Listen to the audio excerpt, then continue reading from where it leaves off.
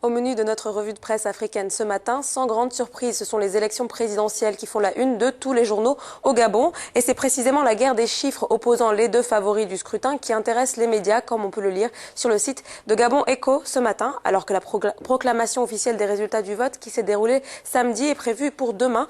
Dans la foulée de la compilation des résultats, les camps d'Ali Bongo et de Jean Ping revendiquent déjà la victoire, une situation qui sème la confusion et fait craindre des violences post-électorales, écrit le journal. Selon Gabon Echo, cette situation affole déjà certains compatriotes qui ont pris d'assaut les magasins et les autres espaces commerciaux pour se ravitailler en cas de trouble. Le journal conclut par la recommandation suivante.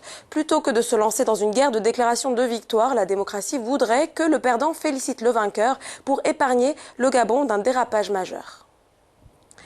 Un regard sur Ghana Web à présent. Le site d'information de ce pays d'Afrique de l'Ouest rapporte d'un discours fait par le président du parti de l'opposition, le NPP, le New Patriotic Party. Selon Nana Akufo-Addo, candidat à la présidentielle de décembre 2016, il s'agirait d'une grave erreur de la part des Ghanéens de maintenir au pouvoir le président Mahama pour un nouveau mandat de 4 ans. John Dramani Mahama n'a ni vision ni programme pour le Ghana, a-t-il poursuivi dans son allocution devant le conseil traditionnel de Bolgatanga. Le candidat a également tenu à marquer la différence avec le projet de son parti, restaurer le progrès grâce à une industrialisation de l'économie ainsi que l'accroissement de la productivité agricole.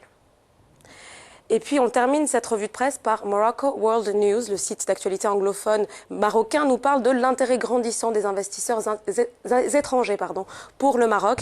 Aerospace, par exemple, a décidé de transférer sa production de commandes de vol sur un site à proximité de l'aéroport Mohamed V, non loin de Casablanca. Mais alors pourquoi le Maroc est-il si prisé, s'interroge le site. Un mot d'ordre, la stabilité. Le Maroc bénéficie en effet d'une stabilité au plan politique et économique, sans oublier sa position géographique stratégique. Et d'ajouter que la nouvelle constitution adoptée en 2011 a doté le pays d'une meilleure législation avec des droits individuels, collectifs et humains beaucoup mieux protégés.